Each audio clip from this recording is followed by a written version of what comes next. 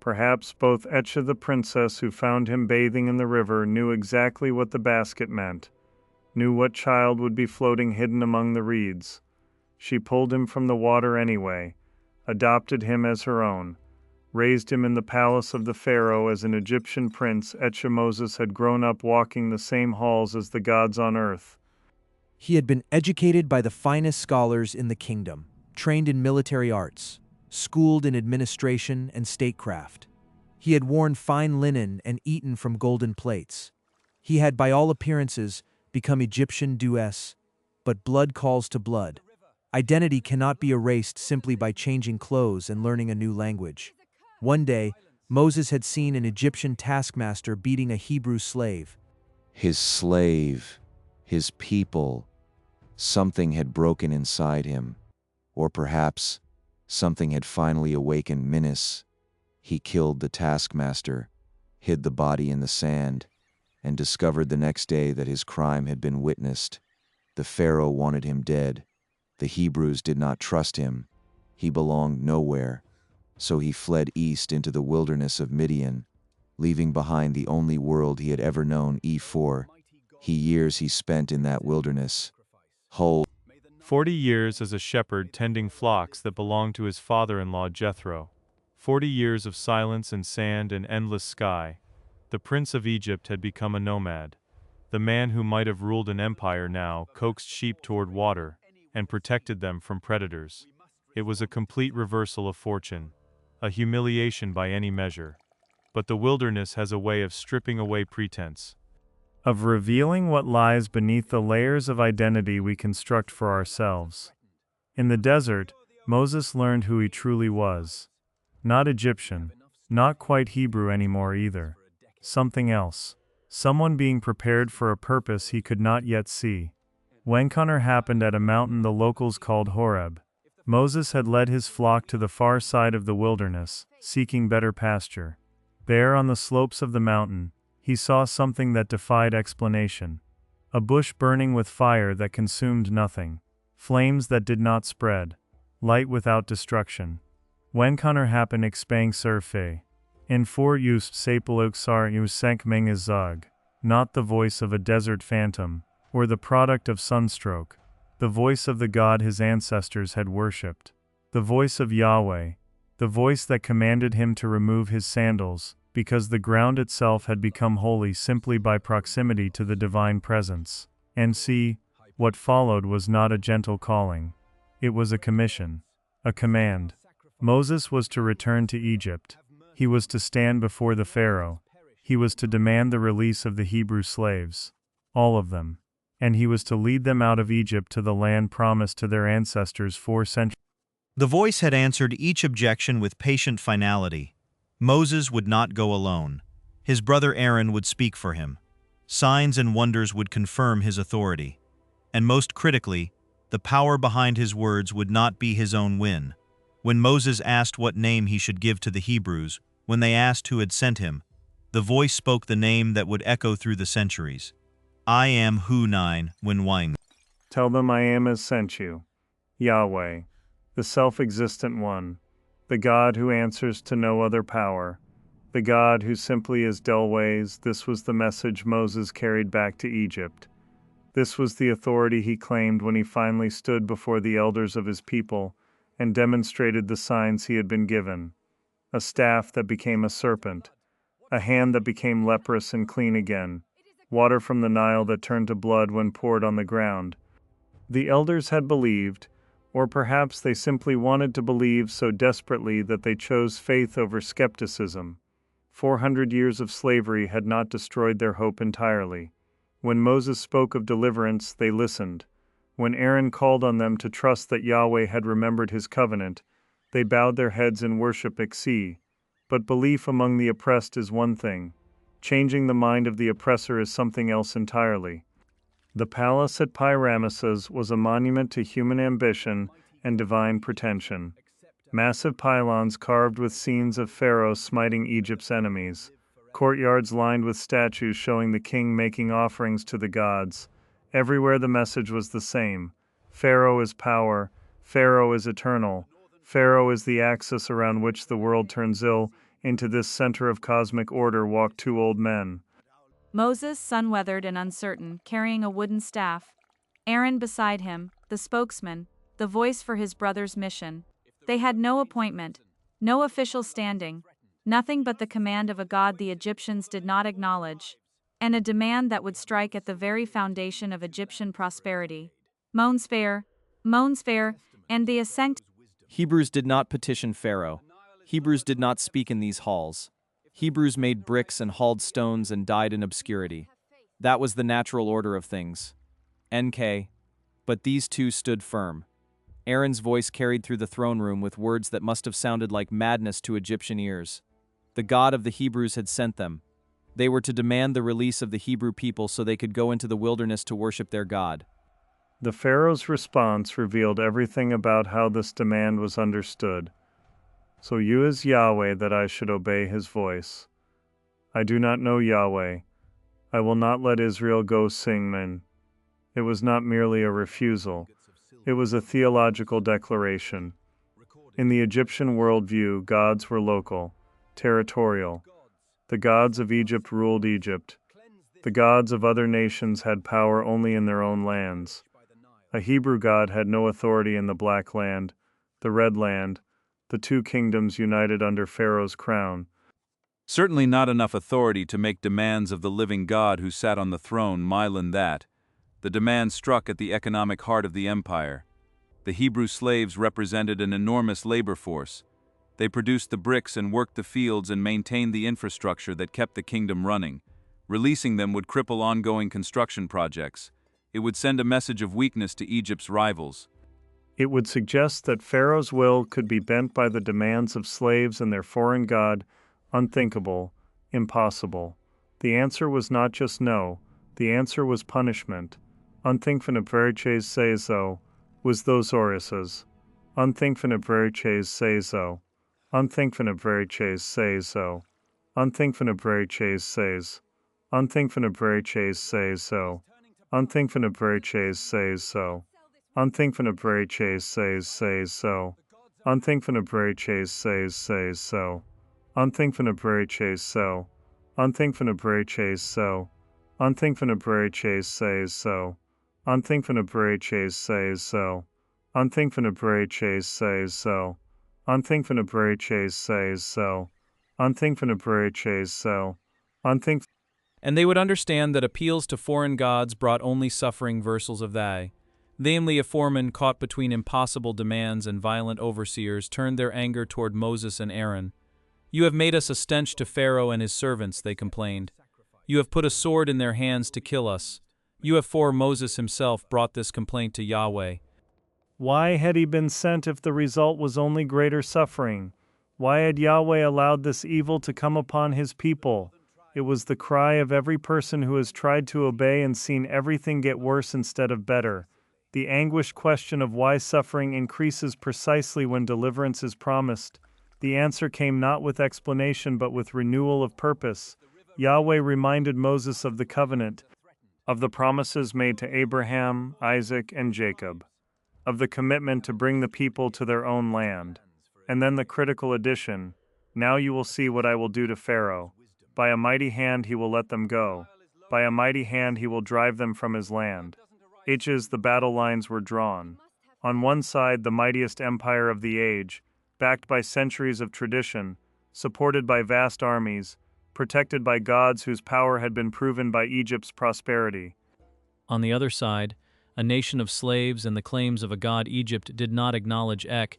What followed would determine not merely the fate of the Hebrews but the truth about power itself. Who actually controlled the Nile? Who commanded the natural order? Whose will would prove stronger when divine forces collided? And Moses and Aaron returned to Pharaoh. This time they brought a demonstration. Aaron threw down his staff and it became a serpent. A sign, a wonder, proof that the power behind their words was real. That's how the Egyptian magicians laughed. They summoned their own powers. Their own staffs became serpents through the secret arts they had practiced for generations in the temple schools. See, their actions declared, we too can work wonders. Your God is nothing special. Egypt's magic matches him will. but then Aaron's serpent consumed the serpents of the magicians. It was a small moment, easy to dismiss, yet it carried profound symbolic weight. The power of Yahweh had literally swallowed the power of Egypt's gods. The question was whether anyone watching would understand what they had just witnessed. Pharaoh's heart hardened. The ancient text uses that phrase repeatedly, and its meaning cuts deeper than simple stubborn pride. In Egyptian thought, the heart was the seat of will and intelligence, the organ that would be weighed in the afterlife against the feather of Ma'at. For Pharaoh's heart to harden meant his entire being was setting itself against this challenge to his authority. He dismissed Moses and Aaron. Their tricks meant nothing. Their God was powerless. The Hebrews would remain in bondage. Egypt would continue as it always had. The cosmic order was secure. He could not have been more wrong. The next morning, Moses and Aaron met Pharaoh at the river's edge, where he came to perform the daily ritual acknowledgement of the Nile's divine power, and what they said next would transform the greatest river on earth into a channel of death, no way. The moment Moses and Aaron stood before Pharaoh, the air in the throne room became electric with something ancient and absolute. Guards lined the walls, their bronze-tipped spears catching the light from oil lamps that flickered against painted columns depicting Egypt's eternal dominance. The throne itself sat elevated, a golden seat from which the God-King looked down upon all who approached. Pharaoh reclined there now, draped in pleated linen so fine it seemed woven from light itself, his false beard of gold jutting from his chin, the double crown of Upper and Lower Egypt rising from his head like the very architecture of divine order. Moses had not set foot in this palace for 4 decades. The floor tiles beneath his sandals were the same geometric patterns he had walked as a prince, the scent of myrrh and cassia hanging in the air as familiar as his own breath once had been. But he was no longer that man. The wilderness had burned away the Egyptian prince and forged something else entirely, something that made the court officials shift uncomfortably as he approached. Aaron walked beside him, the staff of God gripped firmly in weathered hands, both brothers moving with the measured pace of men who carried a message they had not invented and could not soften. Pharaoh's eyes narrowed with recognition, then something like dark amusement. The Hebrew who had fled Egypt after killing an overseer now returned, aged and sunburned, dressed like a desert wanderer, daring to make demands of the throne of the most powerful nation on earth. The courtiers whispered behind painted fans. The priests of Ra stood in their leopard skins and gold, waiting to see what theater this would become while Moses spoke the words exactly as they had been given at the burning mountain. Thus says the Lord God of Israel, let my people go, that they may hold a feast to me in the wilderness. The Hebrew words cut through the perfumed air like a desert wind through silk. The demand was impossible, absurd on its face. Egypt's economy rested on Hebrew labor. The treasure cities of Pithom and Ramesses rose brick by brick through their hands. The canals that fed the fields, the monuments that declared Egypt's glory, the very infrastructure of empire depended on their backs remaining bent beneath Egyptian whips. Pharaoh's response came with the casual certainty of a man who had never been successfully contradicted. Who is the Lord, that I should obey his voice to let Israel go? I know not the Lord, neither will I let Israel go. The words were more than refusal. They were theological declaration. Egypt's pantheon numbered in the hundreds, gods of the flood and harvest, of war and wisdom, of the sun's journey and the crocodile's teeth. This Hebrew deity, this unseen god of slaves, registered nowhere in the cosmic hierarchy that governed the world.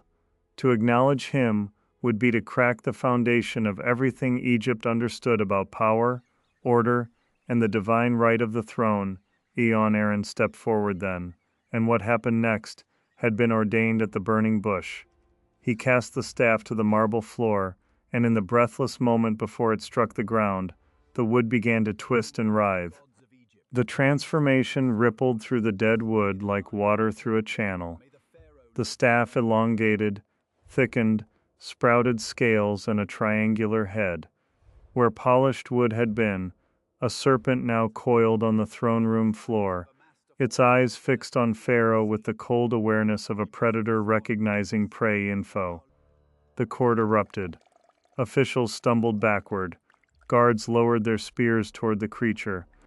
But Pharaoh's face showed only contempt for what he considered a cheap desert trick. He gestured sharply, and from among the priests came the magicians, the wise men of Egypt, masters of the sacred mysteries that stretched back through dynasties beyond counting.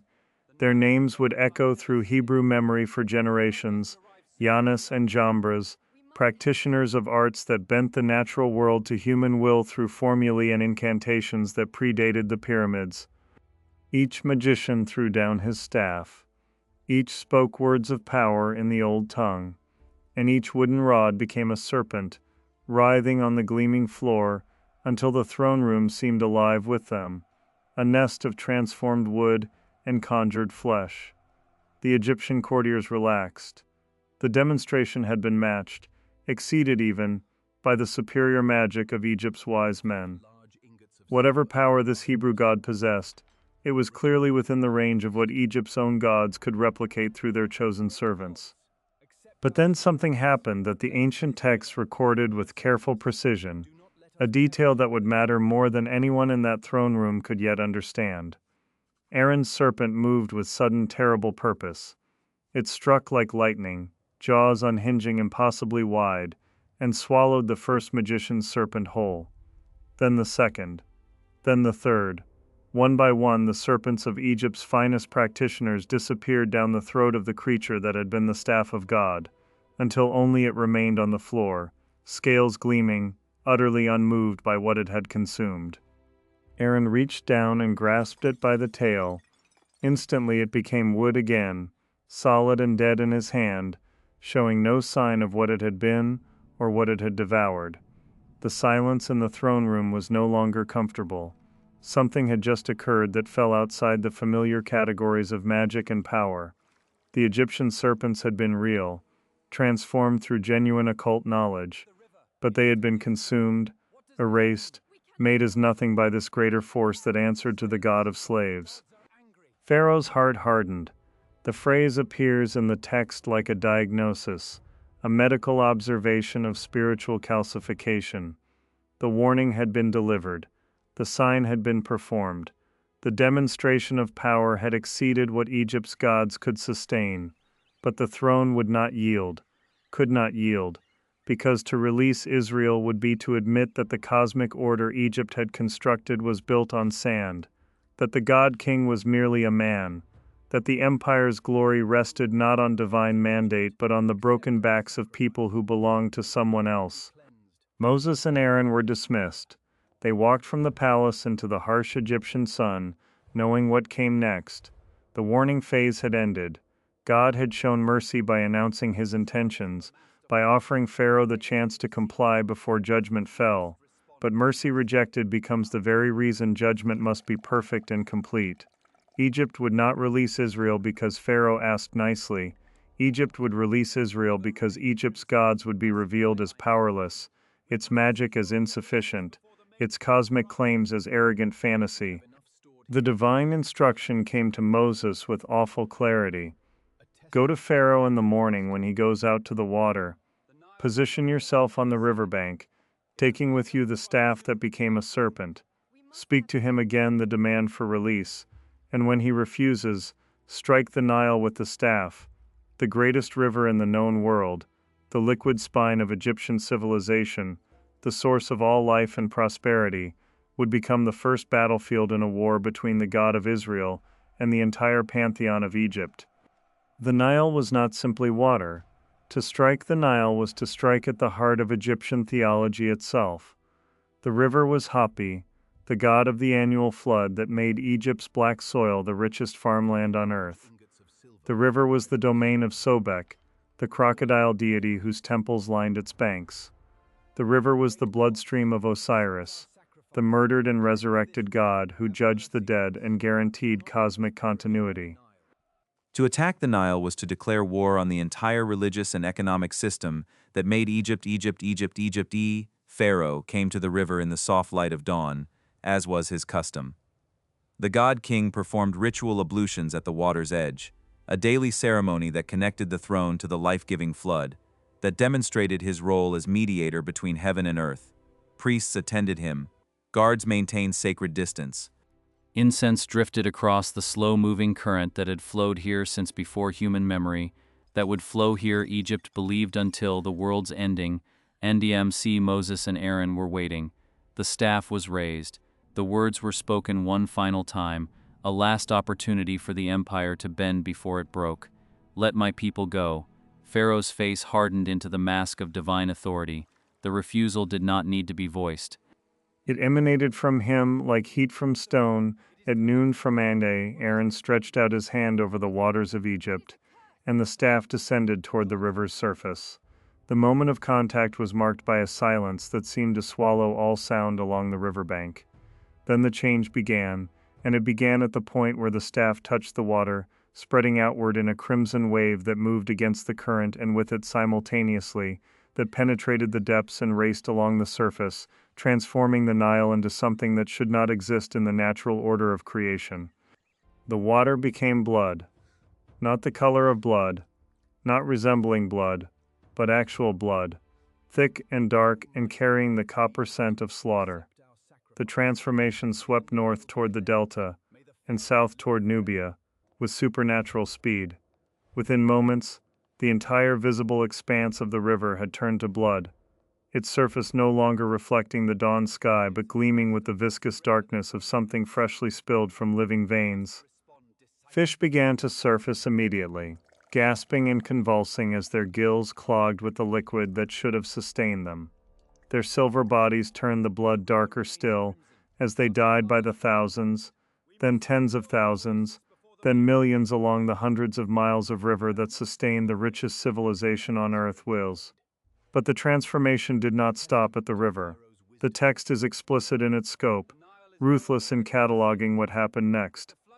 The blood filled the canals that branched from the Nile like arteries from a heart, the irrigation channels that fed Egypt's fields, the ceremonial pools and temple courtyards, the sacred lakes where priests performed purification rites.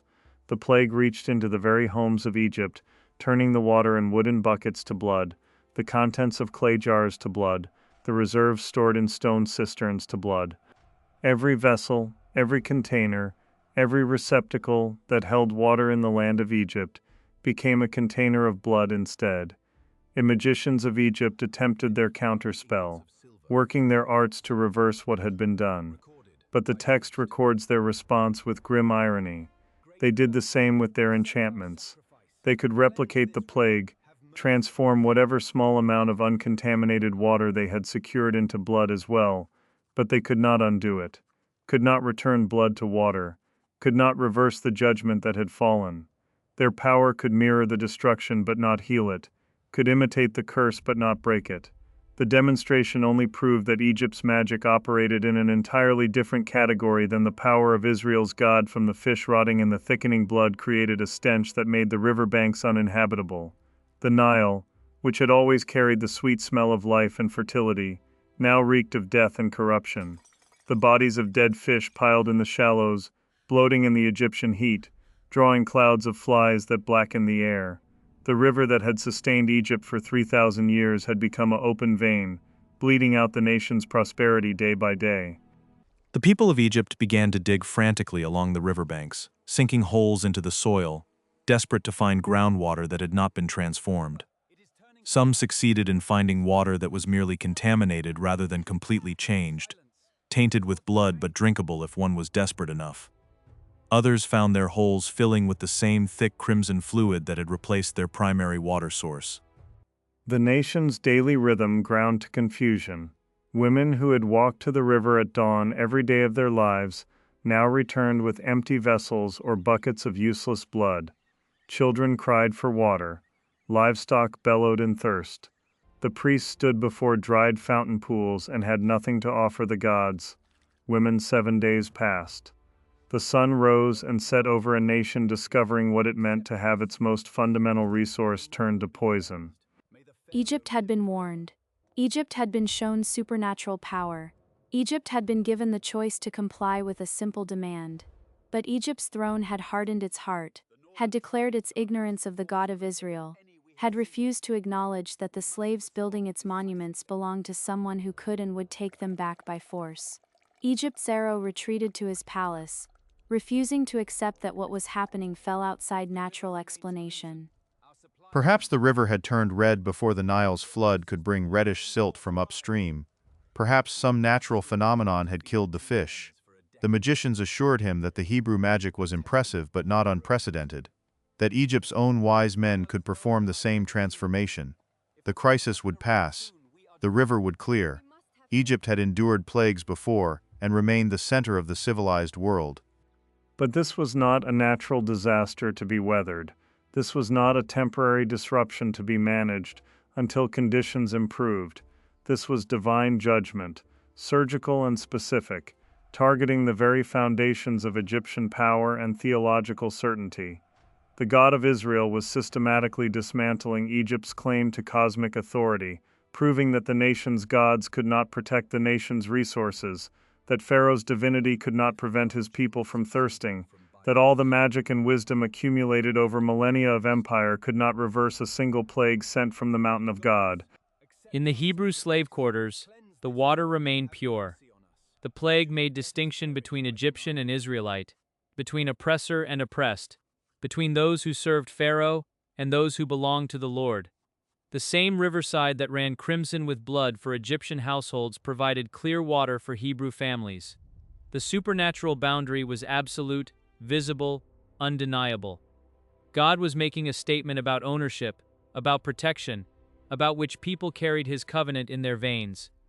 This distinction would become a pattern, a signature of divine judgment. The plagues would not fall equally on all who lived in Egypt.